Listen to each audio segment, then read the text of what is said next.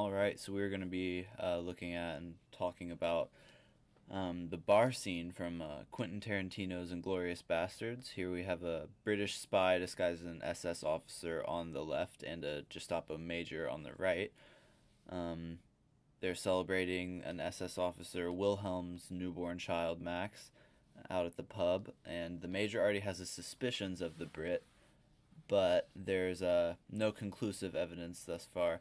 And here we actually have a very pivotal moment in the scene where the Gestapo actually makes the Brit realize he is not German. When he puts up his hand in motion that they want three glasses, he uses his first, middle, and ring finger, which is what gives him away, as the German way of doing it would be using the thumb, first, and middle finger, sort of like a peace sign with a finger gun put together.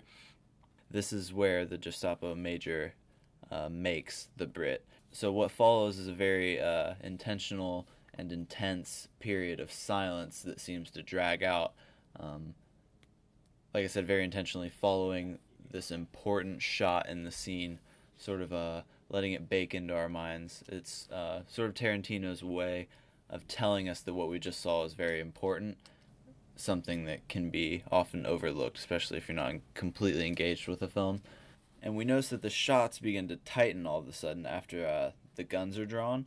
This is obviously a very classic implication of intensity in a scene. Next, we sort of see the Englishman relax and begin to speak the kings, as he says.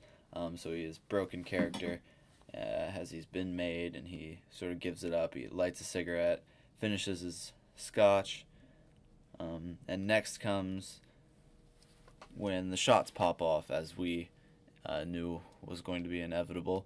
And two things that I want to point out here that sort of work together are the rhythm of the cuts and how they change from those long, dragging shots that we saw earlier straight into the intensity of a gunfight. And so we've got the rhythm of the cuts changing, mixed with the movement of the camera during those shots, as well as the actions being displayed. And so, as we can see, everyone is sort of being filmed drawing, shooting, crossing the set, crossing the frame. And this all works together to convey a sense of a simultaneous action, to show that this is all sort of happening at once.